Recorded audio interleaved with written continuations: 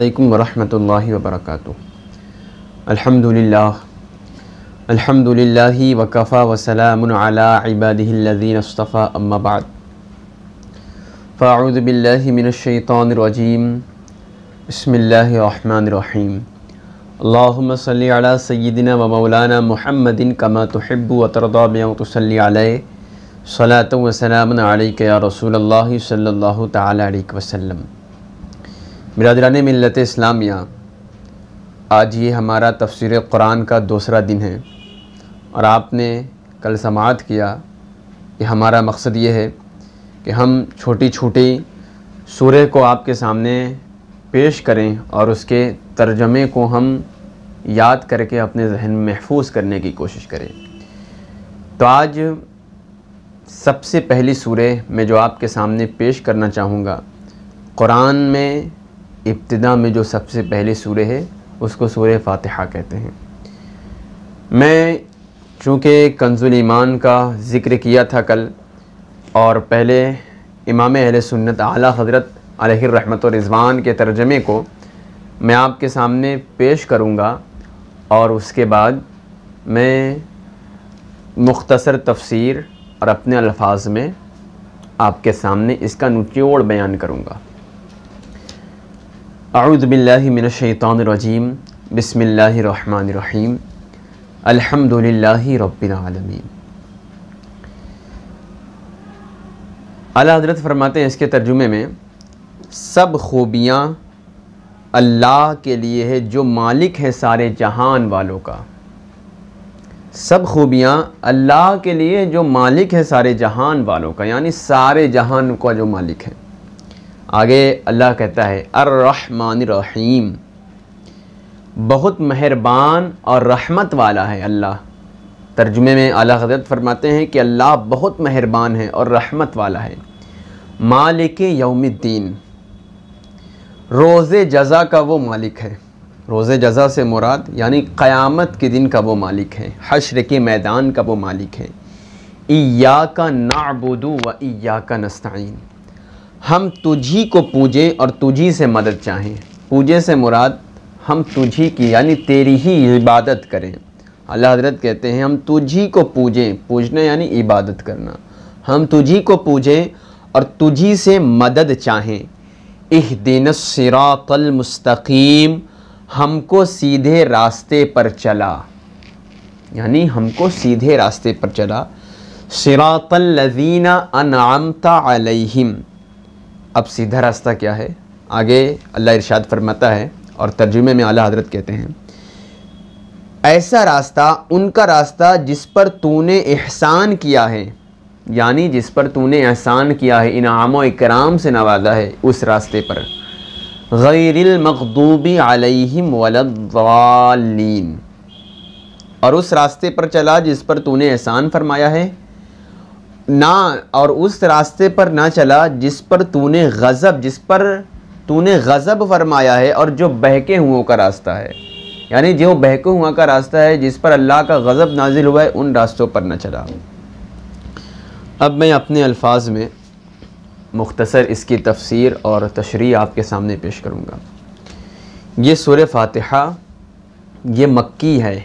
मक्की का मतलब होता है ये पूरी मुकम्मल, इसमें जो 7 आयतें हैं, ये आयतें और ये सूरह फातिहा मक्के शरीफ में नाजिल हुई है।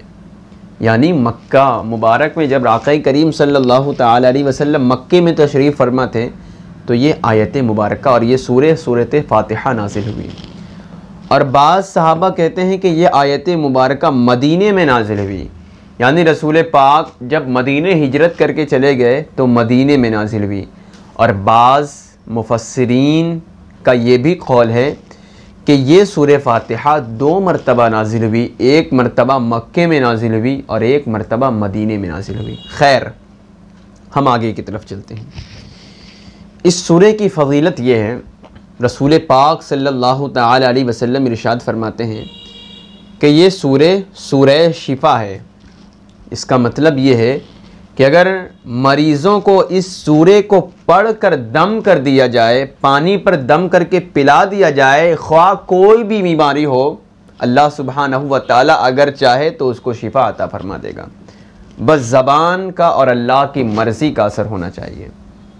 तो ये आयत शिफा है और इसके बहुत सारे नाम भी हैं और आला हज़रत ने भी इसका ज़िक्र फरमाया है। इसको फ़ातिहतुल किताब भी कहा जाता है, यानी सूरह फ़ातिहा का दीगर नाम है। उम्मुल कुरान यानी कुरान की अस्ल, कुरान की माँ भी इसको कहा जाता है। और सूरह कन्ज़ यानी ख़ज़ानों का ये एकदम जैसे निचोड़ है, सूरह कन्ज़ भी इसको कहा जाता है। काफ़िया, वाफ़िया, शाफ़िया वग़ैरह, सूरह शिफा, सबअ मसानी दीगर इसके इस सूरह फ़ातिहा का नाम है। खैर, हम इसकी तफसीर की तरफ चलते हैं। अल्हम्दुलिल्लाहि रब्बिल आलमीन। मैं अपने अल्फाज में सीधा सीधा आपके सामने तर्जुमा पेश करता हूँ। अल्हम्दुलिल्लाहि रब्बिल आलमीन। अल्लाह कहता है तमाम तारीफ़ें अल्लाह रब्बुल आलमीन के लिए है, जो सारे जहान का परवरदिगार है।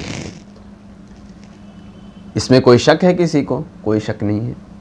सारे जहान, अब जहान कितने हैं अल्लाह जाने, उसका रसूल जाने। दुनिया में चाहे हत्ता के जानवर हो, एक चूटी हो, एक परिंदा हो, एक दरख्त हो, एक मिट्टी हो, चाहे वो कोई भी अशिया हो, चाहे वो ज़मीन पर रहने वाला ज़र्रा हो, आसमान पर उड़ने वाला खाक हो, कोई भी चीज़ हो, सारे जहान का परवरदिगार कौन है? अल्लाह है। और तफसीर का मतलब मैंने आपको बताया था कि इसमें जो जो राज हैं इसको खोल कर बताना। तो अब इससे वाज़ेह होती है, हालांकि तर्जुमे में से सिर्फ इतना पता चलता है कि सारे जहान का मालिक अल्लाह है, तो मुफस्सिरीन ने यह आसानी कर दी। अब सारे जहान में क्या क्या आता है अल्लाह जाने, उसका रसूल जाने। अब सारे जहान ये हमें पता चलता है, ज़मीन में जितने जहान हैं, ज़मीन के अंदर जितने जहान हैं, आसमान में जितने जहान हैं, आसमान के ऊपर जितने जहान हैं, चाहे वो ज़र्रा हो, चाहे वो कंकर हो, चाहे वो पत्थर हो, चाहे वो धूल हो, चाहे वो इंसान हो, चाहे वो जानवर हो, चाहे वो शजर हो, चाहे वो हजर हो, चाहे वो नबादात हो, चाहे वो जमादात हो, चाहे वो चांद और सूरज हो, चाहे वो हवा हो, चाहे वो दरिया हो, चाहे वो कोई भी चीज़ हो, सारे जहान का परवरदिगार अल्लाह है। ठीक।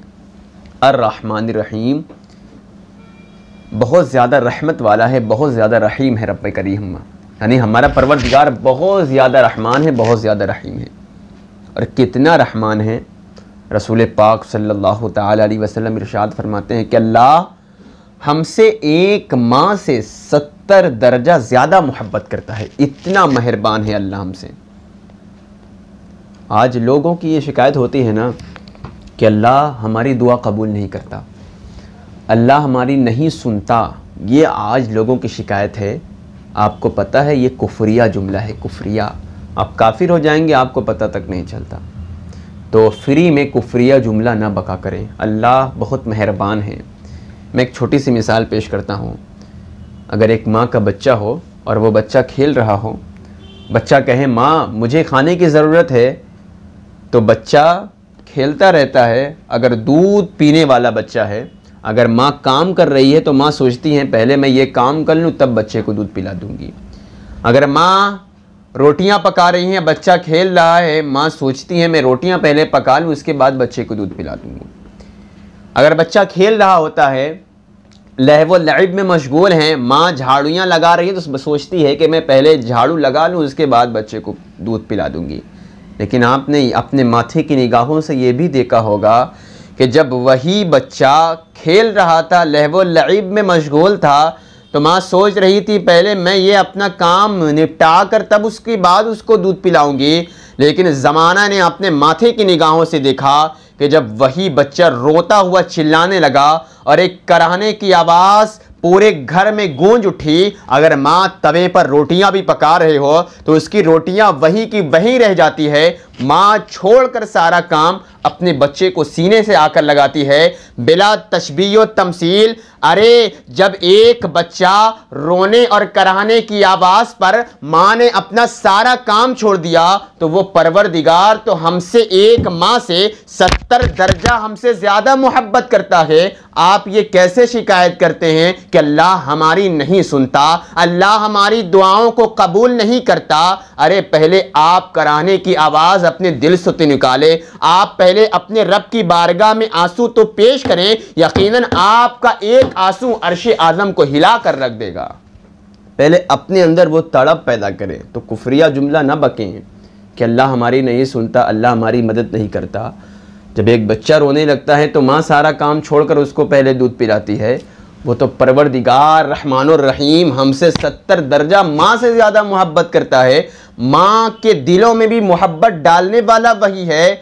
अरे जब बच्चे के रोने पर माँ ने उसे तवज्जो देकर दूध पिलाया, वो तो परवरदिगार है और रहमानुर रहीम है, हमारी दुआ ज़रूर कबूल करेगा। तो कुछ कहने और बकने से पहले अपने दिलों में अपने उलमा से इसकी तशरीह करे, पूछ लिया करे। अर्रहमान रहीम, बहुत ज़्यादा रहमान है और बहुत ज़्यादा वो परवरदिगार रहीम है। और कितना रहीम है, एक माँ से 70 दर्जा ज़्यादा मोहब्बत करता है। आगे इरशाद फरमाता है अल्लाह, मालिक यौमिद्दीन, वो मालिक है किस दिन का?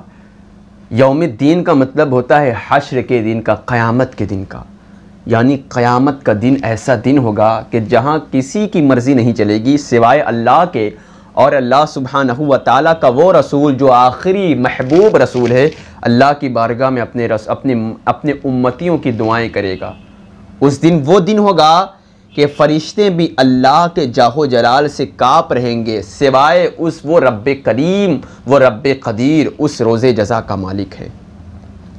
इय्याका नअबुदु व इय्याका नस्तईन, इसमें दुआइया कलमात भी है।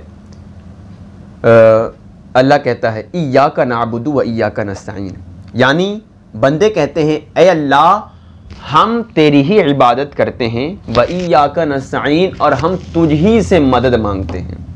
इसका मतलब क्या है? इय्याका नअबुदु, ऐ परवरदिगार, ऐ हमारे पालनहार, हम तेरी ही इबादत करते हैं और हम तुझसे ही मदद मांगते हैं। आज बंदा अपनी एड़ी चोटी का जोर लगा दे, लेकिन रब न चाहे तो बंदा किसी की कोई मदद नहीं कर सकता। हर शय में, हत्ता के एक पत्तों के झड़ने में, दरियाओं के बहने में, दरख्त के उगने में, इंसान के शबो रोज़ हवाओं के चलने में, सूरज को अपने वक्त पर उगने में, सूरज को अपने वक्त पर डूबने में, ये चांद की चांदनी सब रब्बे करीम की मर्ज़ी से होता है, बगैर उसकी मर्ज़ी से कुछ नहीं होता है। इय्याका नअबुदु व इय्याका नस्तईन, ऐ परवरदिगार हम तेरी ही इबादत करते हैं और हम तुझसे ही मदद मांगते हैं, क्योंकि हम जानते हैं कि तेरे अलावा कोई मदद नहीं करता। बंदों की मदद करने में भी तेरी मर्ज़ी शामिल होती है, तब वो मदद करता है। इहदिनस सिरातल मुस्तकीम, आगे ये दुआइया कलमात बंदे कहते हैं इहदिनस सिरातल मुस्तकीम, ऐ अल्लाह हमें सीधे रास्ते पर चला। यानी हम तेरी अब इबादत तो करने लगे, पिछली आयत से मालूम होता है कि मौला हम तेरी इबादत करते हैं, तुझसे मदद तलब करते हैं। इहदिनस सिरातल मुस्तकीम, ऐ परवरदिगार, ऐ करीम रब, हमें सीधे रास्ते पर चला। बोल दें आमीन। ऐ परवरदिगार हमें सीधे रास्ते पर चला, यानी अब हम तेरी इबादत करने लगते हैं। अब इस पर साबित कदम कैसे रहे? दुआइया कलमात हैं। मोमिन बंदा अल्लाह की बारगाह में दुआ कर रहा है नमाज में कि मौला हमें सीधे रास्ते पर चला, अब तूने इस रास्ता तो दिखाया है, अब इस पर हमें साबित कदम रख। अब सीधा रास्ता क्या है? आगे अल्लाह इरशाद फरमाता है सिरातल लज़ीना अनअमता अलैहिम, अब सीधा रास्ता वो रास्ता है कि जिस पर, जिन बंदों पर ऐ अल्लाह तूने इनाम फरमाया है। यानी वो रास्ता ऐसा रास्ता है कि उस रास्ते पर कोई चला है तो अल्लाह सुब्हानहू व तआला ने उसे इनाम व इकराम से नवाजा है।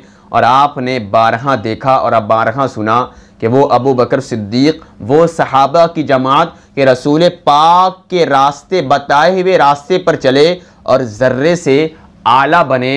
वो रसूल पाक सल्लल्लाहु ताला अलैहि वसल्लम के असहाब, यानी ऐ अल्लाह हमें उन रास्तों पर चला, उन सहाबा के रास्तों पर चला, उन औलियाए कामिलीन के रास्तों पर चला जिस पर अल्लाह तूने इनाम से नवाजा है, जिस रास्ते पर चलने से तूने उन्हें इनाम व इकराम से नवाजा है, ऐसे रास्ते पर चला। आगे इरशाद फरमाता है गैरिल मग़दूबी अलैहिम वलद्दालीन, यानी इस रास्ते पर चला जिस रास्ते पर इनाम रखा है, गैरिल मग़दूबी, और उस रास्ते पर न चला जिस पर तेरा गज़ब नाजिल हुआ है, जिस पर तू गुस्सा हुआ है, और ना उन रास्तों पर चला जो बहके हुओं का रास्ता है, जो गुमराहों का रास्ता है।